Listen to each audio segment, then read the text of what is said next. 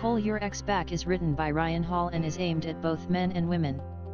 It gives you a blueprint of what to do in the initial stages of a breakup so that you give yourself the best chance of being able to reconcile with your ex, or perhaps moving on from the relationship. There's not really any advice on what to do if you've been separated for some time, so the earlier you can apply these ideas the more effective it's likely to be. The main focus to begin with is making sure you don't do anything to make the situation worse. People often react to their partner breaking up with them by chasing after them, displaying needy behaviors that will usually push the person further away. As Ryan talks about in this book, they're making decisions in a highly emotional state, which is almost always a mistake. So this book is mostly useful for you if you are really struggling emotionally with the breakup, worried that you can't live without the other person and desperate to do anything to get them back. The other situation this would be useful is if you feel your partner is growing distant, and you fear a breakup is imminent. You might be able to turn things around before it gets to that stage, and obviously prevention is better than cure. Your life isn't over. There's the cliché image of someone going through a breakup who locks themselves away for weeks on end, lying on their couch in their pajamas eating junk food all day long. Unfortunately, this scenario is true for a number of people, and is the worst thing you can do. Ryan attempts to explain here what causes this and how it's something you can change. As tough as it might seem to do, the basic advice he gives is good for getting you out of your depression and focusing on other areas of your life. If you wallow around in your own misery, this isn't going to make you look very attractive to your ex. If you can show yourself to be emotionally in control and getting on with your life, you'll be more appealing and your ex may have second thoughts about breaking up with you. There's some solid advice on how to stay positive and motivated to get on with things, even if some of the advice is a bit generalized. For example, you're told that the moment you get over your fear of losing your ex is the moment you'll get them back.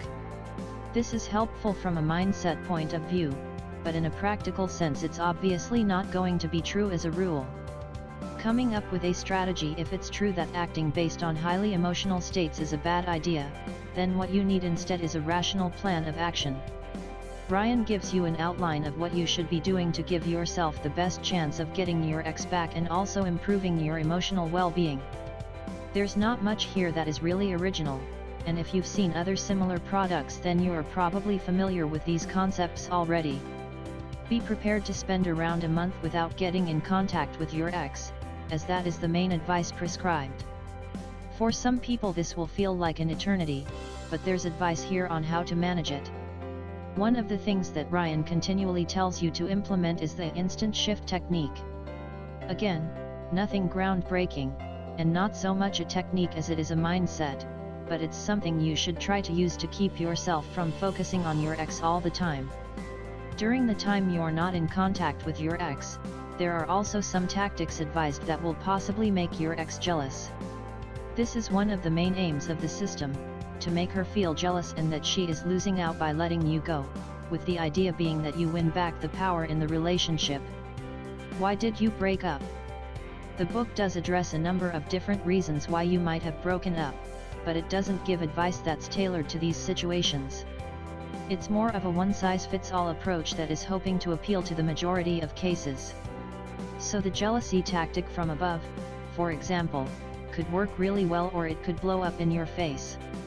It really depends on why your ex decided it was time to move on. If she felt she couldn't trust you and was worried you were seeing other women, then using jealousy as a tactic is only going to confirm her suspicions and make things worse.